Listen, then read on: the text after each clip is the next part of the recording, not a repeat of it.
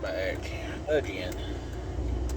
Yeah, I know it's another video in the Jeep, but, well, guess what? I'm off work, so it's what's going to happen. Like, the only time I got time to actually make a video is going to or from work. But that being said, at least I'm trying to make a video for you guys. Now, I was just listening to Appalachia's Homestead with Matera. Her talking about if you're actually going to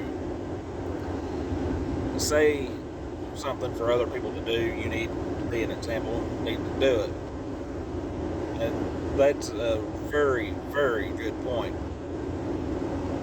Lead by example.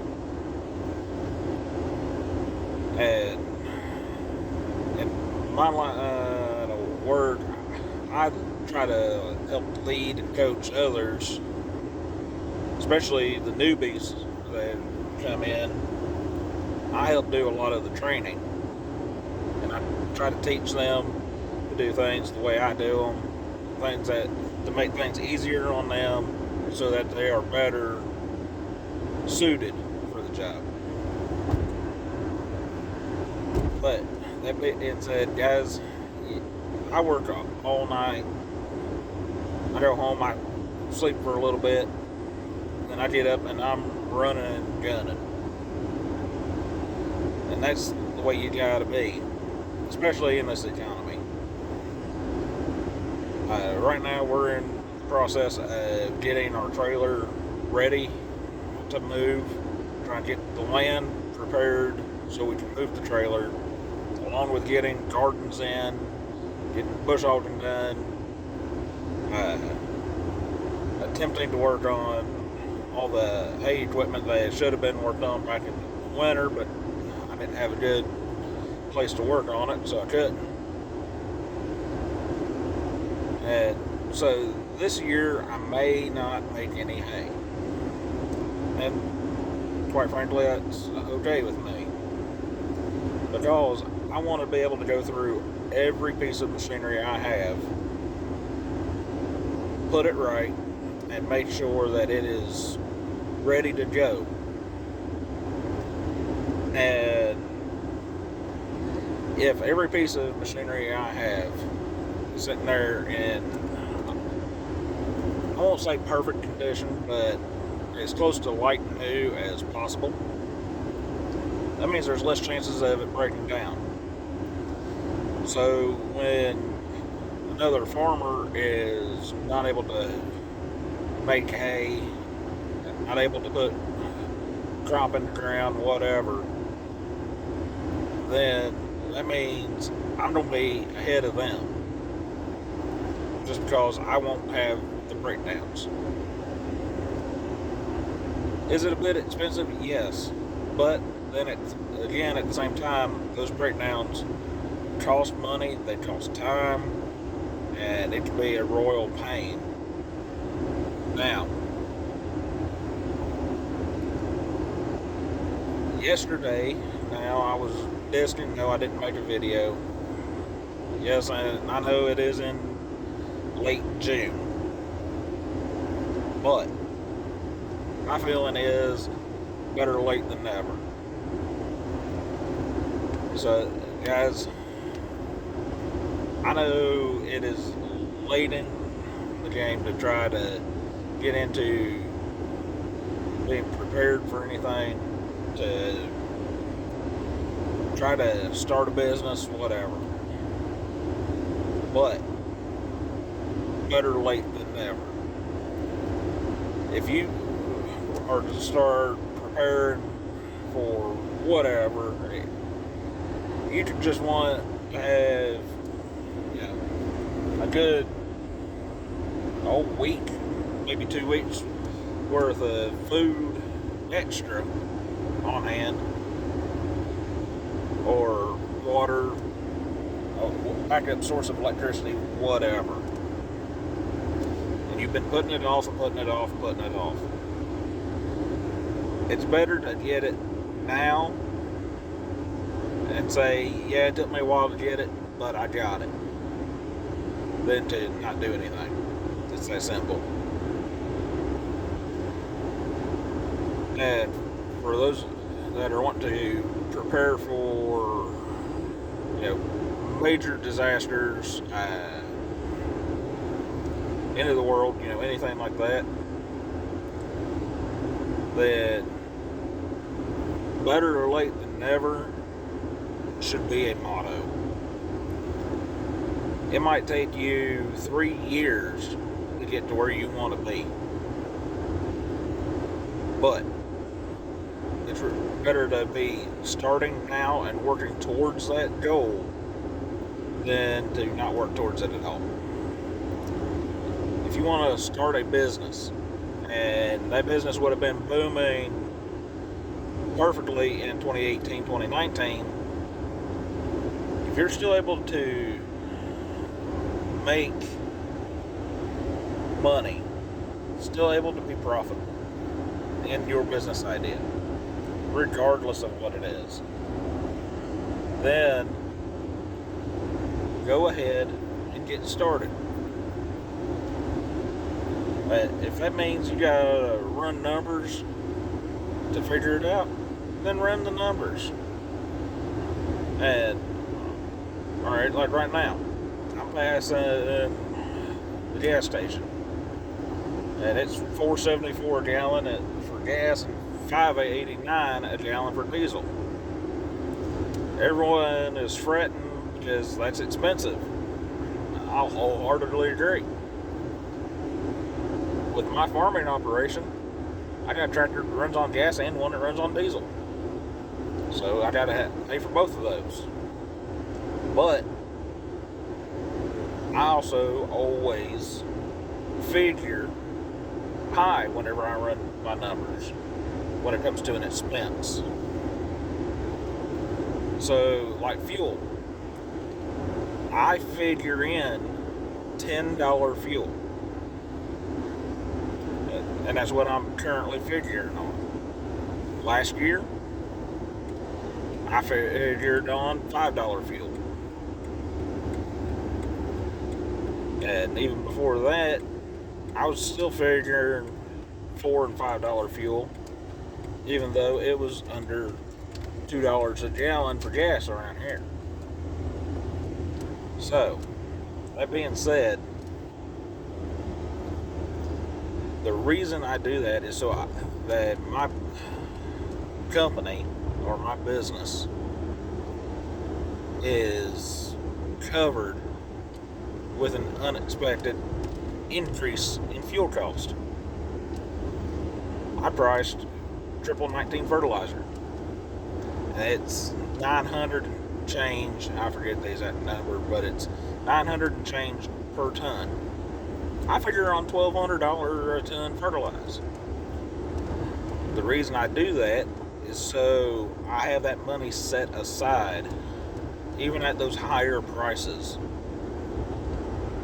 So that means I can either not spend as much and make more money, or I can spend the same amount and do more, which will in turn make more money.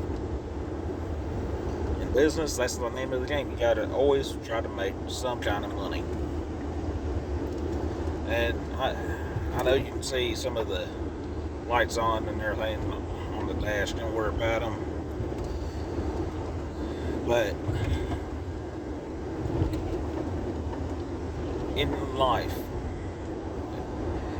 even if you're not a preparedness kind of person,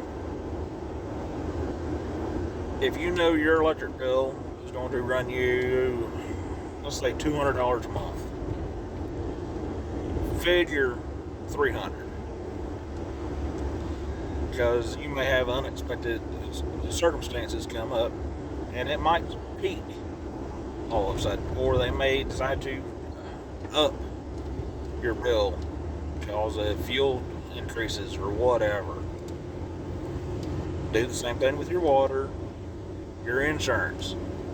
Alright guys, no one plans on getting in a wreck. If you're used to paying $100 a month for car insurance, you get in a wreck and it jumps to $180 because they like to raise your rates when that happens.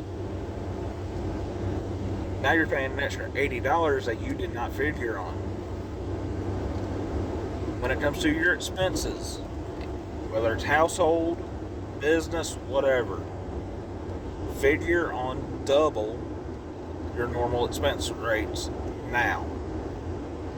Then, if something happens, you're covered. If nothing happens, you got extra cash on hand. If rates go down, you've made more money. Now, with anything, that's the way I always try to do. Does it always happen? No. There are certain circumstances where, like last year, I didn't make nowhere near my goal worth of hay. I didn't even have enough hay to sell. But, that being said, I had enough to make a good dent on land rent. Actually, I made enough to cover my land rent. I didn't have anything in the equipment. The fuel was a shared expense. I shared it with the property owner. I didn't even go through a whole ball of twine with the baler. Now, I paid for any repairs, and I was able to test my equipment very thoroughly. And then we figured out stuff that broke, stuff that needed replaced. And that was the main goal I had. That's why I didn't take on a large amount of land last year. I do have the opportunity, if I want, to take on hundreds of acres. Am I going to do it right now? No. Quite simply because I have not been able to fully repair and get my equipment up to snuff. Now that'll be a complete series worth of videos if I wanted to do it that way.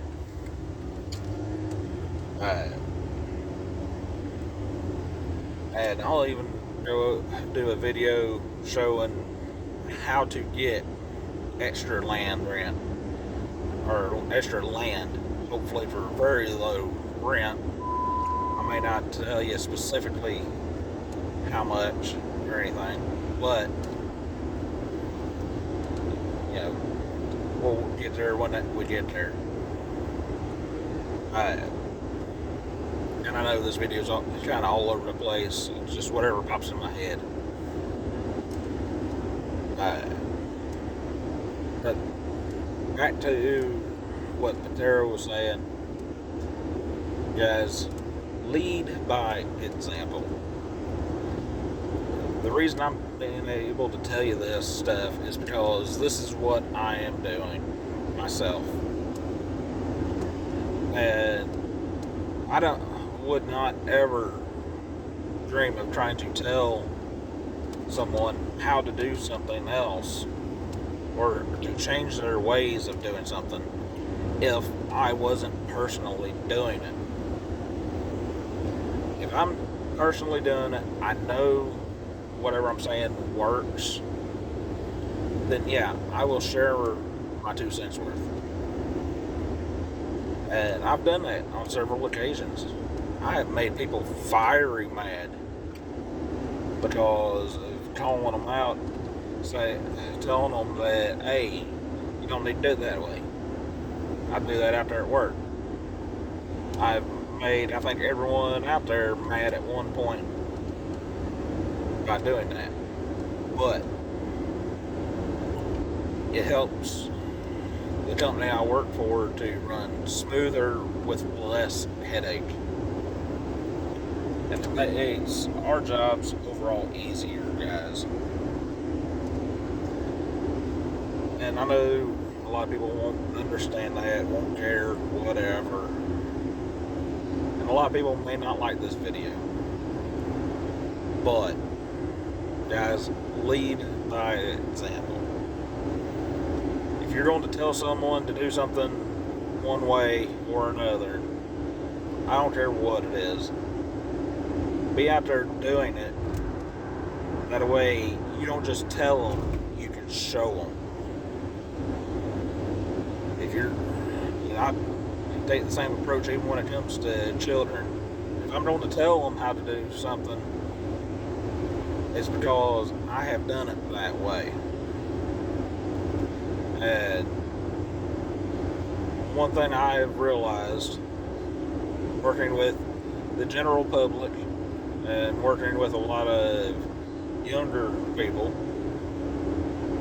guys, I'm not all that old, but still younger than me. If you can break it down like you are talking to a child, most people will finally understand it. Not all of them and not all the time, but it's a start. Now, another thing I'm going to say, regardless of where you are, do something. I don't care if you got an old football injury, soccer injury, don't care if you've been in a wreck and you're beat all to pieces. Guys, I got people in my family, myself, and I have seen others that are fully disabled. They may not be able to go out and work a full 10, 12-hour day. But by God, they will get out there for an hour, 2 hours, and do something. Whether that's doing stuff around the house, start an online business, whatever. That's what it takes. So, keep that in mind and lead by example, guys. And please comment, rate, and subscribe on this thing.